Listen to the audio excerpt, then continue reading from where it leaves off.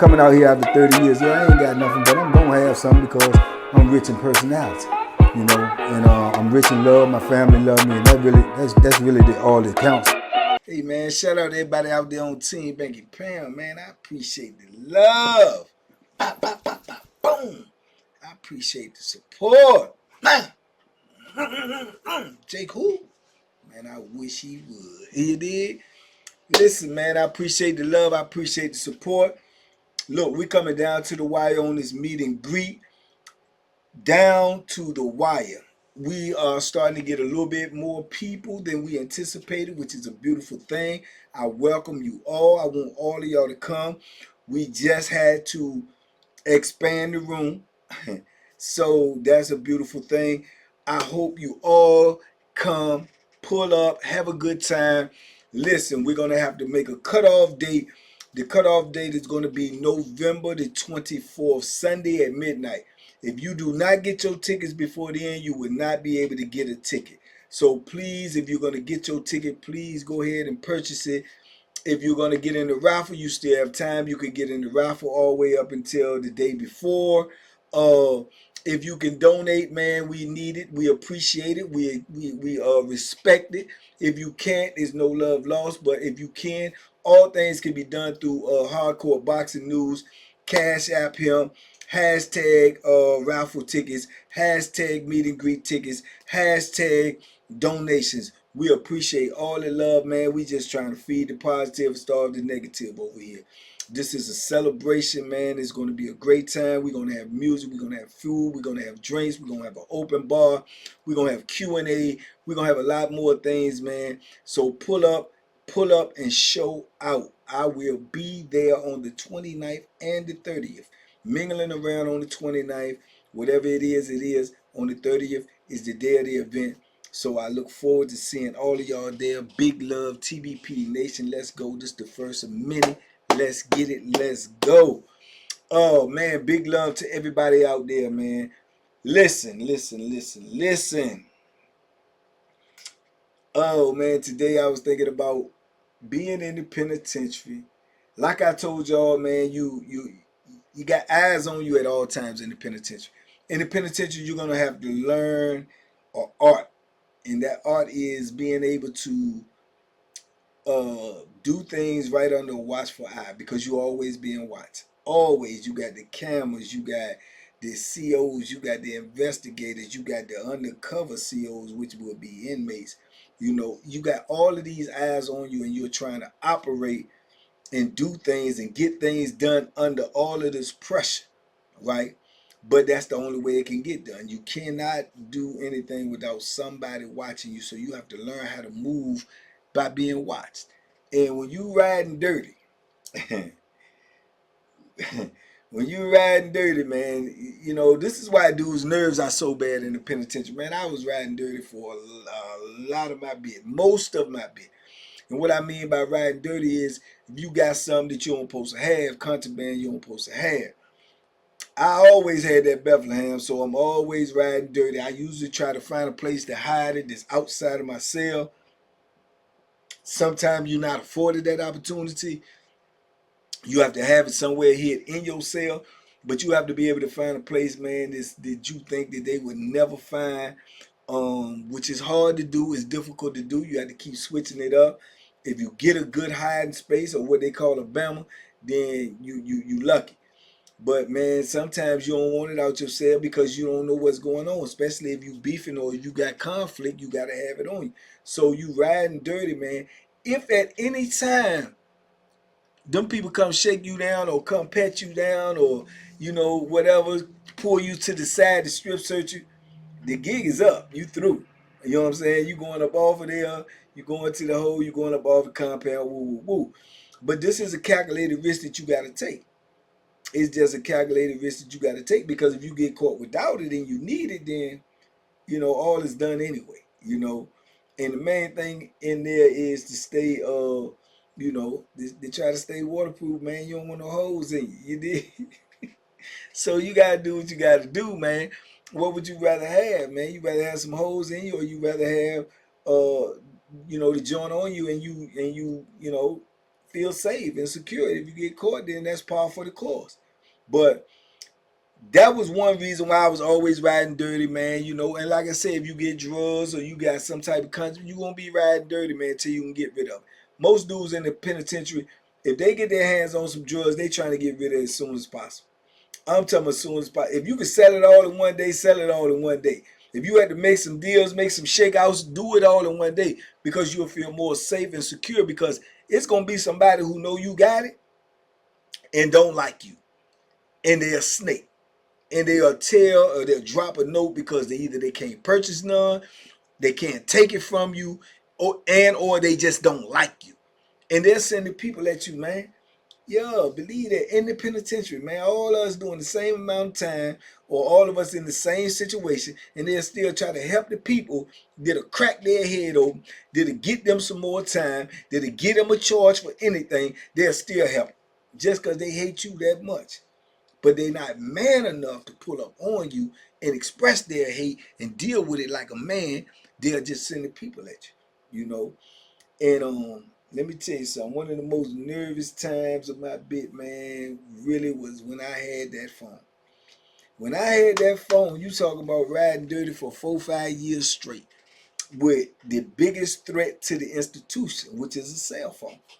And man, you talking about nervous, pervis. I was nervous, pervis, man. I got very, very little sleep. Um, I was this like real locked in on being on point at all times. Now it was times that I done had this bit when I hid that phone outside of my cell. But it was a lot of times I had it in my cell, because late night is when you want to be on it. You know what I'm saying? When everybody's sleeping, it's quiet for the most part, and you can hear things. So you down there, you yelling and yelling, you know what I'm saying? And I was one of them dudes, man. So I took a whole lot of chances, man. A whole lot of chances, man. And just riding dirty, man. Just trying to ride the wave, man. And it worked out for the most part, you know. But I can remember, man.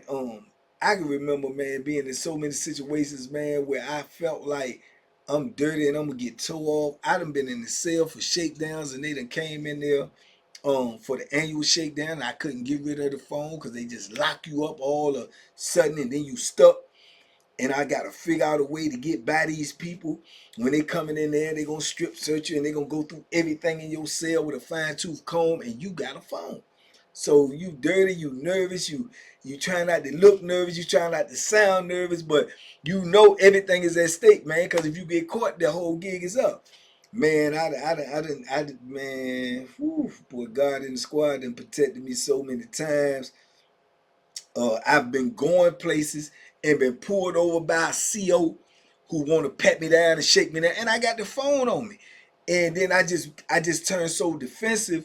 Whereas to I turned the situation around, I switched the situation, because I got the phone on me, you know. But usually I keep it like in a little pocket that I had that was close to, my junk. So when they start going all up in there, hey man, what you doing, man? What, man, what you into? Don't be feeling all on me like that, man. What's up? And I turn it around if I think they getting close, you know. And, hey man, hey, turn around, hey man, look, don't overdo it. Don't touch me, man. Don't be grabbing all on me, man. What you into? You know what I'm saying? What's up? And and I just been fortunate. I've been fortunate, and I done seen some COs that be on that, really on that, them old bootlicking Uncle Tom, Jeffro, Bo Dean, tap dancing, ninjas. And I know what I'm going, and you be going to turn around. It's like when you driving down the street and you see it's a roadblock, and you got all this stuff in your car, you try to turn, they gonna come get you. So I done been in those situations, man, and I'm like, man, I know, we call we call them jokers like that. If you got to go to a place and then you see this dude shaking down, we call them, we call them nut huggers, nut grabbers. They want to get all up and grab your junk, and I believe they be on some gay stuff, but I don't go for that. But I know the ones who do that.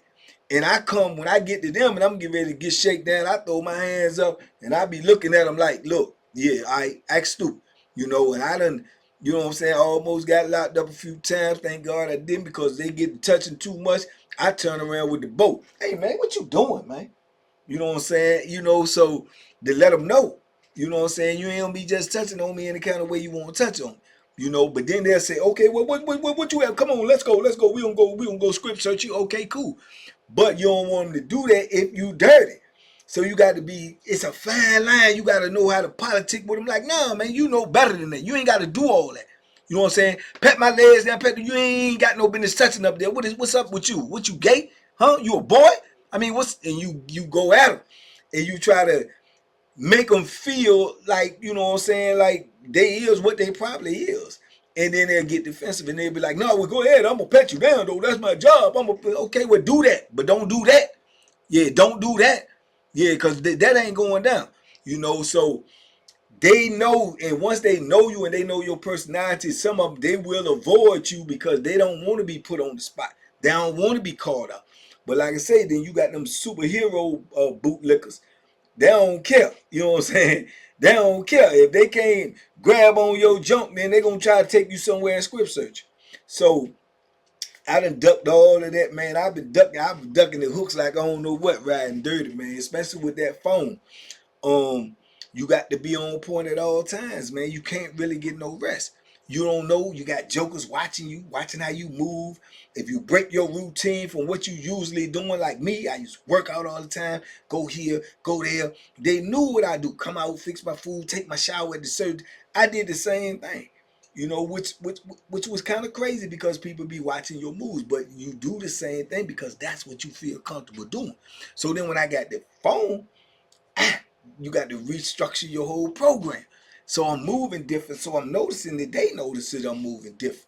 You know, I ain't down there at the poker table. What I look like down there playing poker, and I got a whole phone on me. You know what I'm saying? I can't be doing that. So you had to restructure everything because once you got that phone becomes your number one priority, man. That's it. Everything else, no matter what else you got going on in the penitentiary, if you got that jack, it ain't nothing gonna supersede that. That's your number one priority, to be on point at all times, man. I don't even know if I ever told the story. I knew I had it in my mind to tell. I don't know if I ever told. But I remember one time I had to sell it. Not to sell it. I had a dude that slept right beside me. And we had got cool. We was cool. He was a cool dude, right? But he had broke his arm. He had got the rumbling, broke his arm. And when he came out of, the jail and medical stuff, he still had the cast on. They put him right beside me. So me and him was cool. Man, I used to pay him at first because I got cool enough with him, let him know. And I was so nervous in this part because dudes in here they was telling like it was a game show. They'll tell it, man. It was some super snitches in there.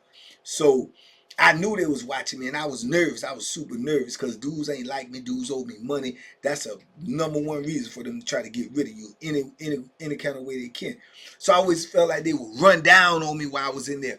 So I had approached him and talked to him one time. So I started telling him, I offered him, I give him a little this, a little that to hold the phone, right? And he put the phone in his cast. You did, so that was crazy. So then I cut the phone off, take the SIM card out so he couldn't use it. So then he hit me with, hey, look, you ain't got to give me this, that, or the third. Just let me use the phone and we good. I got you whenever you want to, you know what I'm saying, whenever you want me to hold it. So that was a good deal. Saved me money and everything. So I started letting him use the phone. So I leave the SIM card in it. Woo. And I told him, look, don't be doing nothing crazy.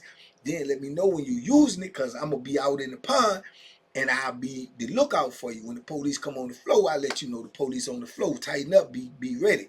Because if you cover your cell up for a long time, if the police knows your cell door been covered for a long time, he might get suspicious.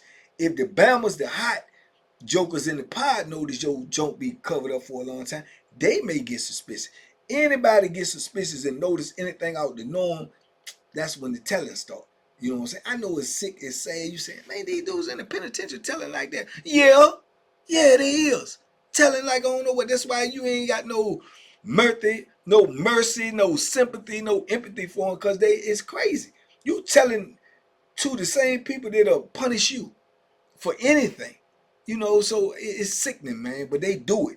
So if you got it, you might want to just don't put the curtain up and just get somewhere in the cut in your cell and use it. If you got somebody on the outside that's going to alert you that a CO is making a round, so tighten up, be ready. So a CO might come in, you might say, oh, yo, or act like you calling somebody else, cause the pot just won't, so you won't alert them. Because at one time they had a universal call for when the COs came in on the floor, but you had a bunch of bootlicking lieutenants and captains and regular officers. They was trying to get you charged for that. You know what I'm saying? Hey, don't, because the police come in and I'm like, whoop, whoop, whoop, whoop. And then if certain ones see you do, hey, come here. Hey, you do that one more time, I come up in the spot, man, you gonna get locked up, man. For what? For what? You know what I'm saying? And they say it's what is it? Interfering with an officer in the whatever of their duties. You know what I'm saying? So they making up charges. So you couldn't really do that. You know what I'm saying? I remember we had a warden, man, what his name was. Oh man, he thought I gotta do a video on him. Somebody remind me. He thought he was the slickest thing since a can of oil. Oh man, what's his name was. But he did do something for me that I won't forget. But man, he was a piece of work. But anyway, I remember him in there one day, and and they had some female COs in there that was green, that was new. And he be trying to show off. He probably was, fraternizing with them all. He system warden, he could do that. So yeah, and dude had said something, man, about he had made a sound in there like a horse or something. I remember too, big old dude. I can't remember his name, but he made it sound like a horse or something because the girl had you know, she had a big old ham pot. So he was like, she's a stallion. So he made a horse sound something. And he said, "Who said that? Who said it? Huh?" And he was like, "You say it again." He said, "What's wrong with that? I ain't do nothing. I ain't say that. Just say it again. Say it again. I better put you somewhere where can't nobody hurt you.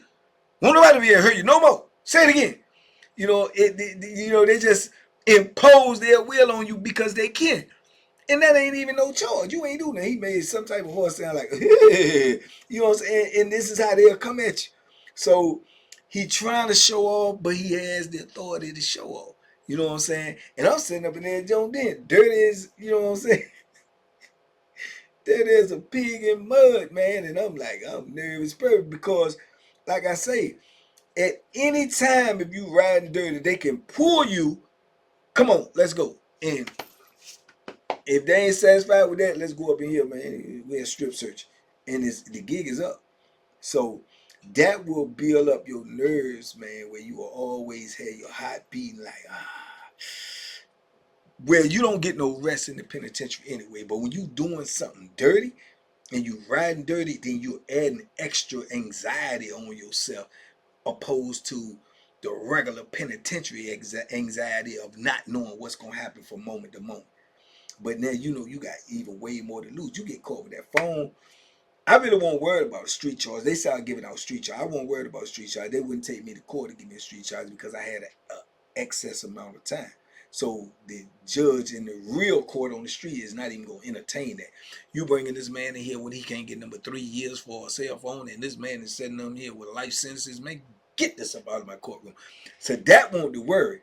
So being that they know that they couldn't really get a person with a whole lot of time like that, if he got caught with a phone, then they'll take you through the penitentiary ring. You know what I'm saying? They're going to lock you up. They're going to give you bogus charges. They're going to ship you to the higher level. They're going to put some stuff in your paperwork. You know what I'm saying? They're going to go through everything you got. If you got anything extra, they're going to script you in there. It's just a whole process you got to go through that you want to avoid if you can. So that's what I was worried about. I wasn't worried about the extra time. I had enough time for 5 people. So yeah, man. But riding dirty in the penitentiary, man, it will have your nerves on edge, man. And I did it for the most part of my bit, man. So yeah, it was crazy. It was a crazy ride.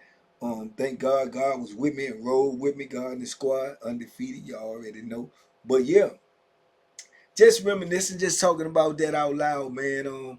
But yeah, man, it's something different, man. When you know you're doing something wrong, and you got so many people in there that will try to help the people get you towed off. They'll literally help them.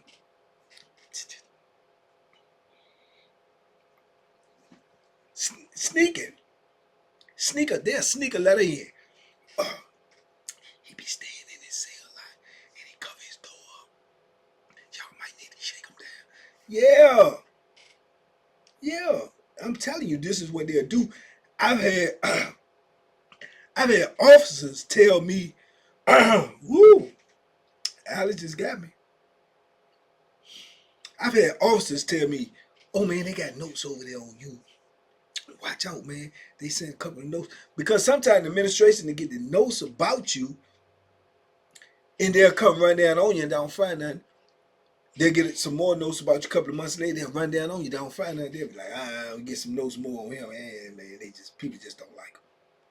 Oh yeah, people just trying to get rid of him. And they may not come. But when you got an officer over there, he pull your coat and let you know what's going on, you hip and you got to be aware.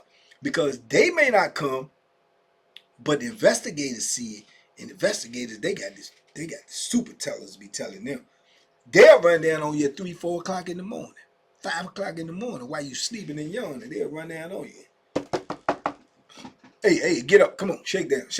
You know, so your nerves will be crazy, man. You know what I'm saying? But I ducked them all, man. And you know what I'm saying? I got by them all, man. But in doing that, you riding dirty, man, you gonna have to be on point. Your sleep gonna be deprived, your nerves gonna be shaken up, and with all that going on, you gonna still have to be watching all the stuff around you. You know, for the skullduggery, the larceny, the plotters, the planners, the sneak attacks. It's the life of a convict, man. Life of a convict. But anyway, man, just talking out loud. Y'all talk to me in the comments, man. I talk back. Please talk to me in the comments, because we got 102,000 for 4-5 months. What we doing? Are we sharing these videos? Are we getting anybody else to sub, or are we complacent where we just reached 100,000? I'm not. We need more. We need to make the message louder. We need to make the reach longer. Let's go, man. Tell a friend to tell a friend, man. Let's go. Let's get it. TBP Nation, stand up. Get your meet and greet tickets. Follow me on Facebook. Banky Pound for Pound. Let's go. 2025 got to be our year. It got to be. We done put in too much work, man. Yeah. You know, let's go. Let's get it. TBP Nation, stand up. Salute y'all. Be safe. Be smart. Make good decisions, man. Yeah, duck them hook. I wish they would call me for a fight. Please.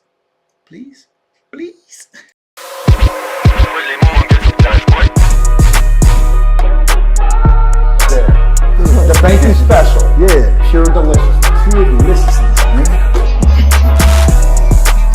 My name is Banky, man. Everybody calls me Banky. That's the name that I got from my grandmother when I was young. I'm coming out here after 30 years. Yeah, I ain't got nothing, but I'm gonna have something because I'm rich in personality, you know, and I'm rich in love. My family love me, and that's really all that counts.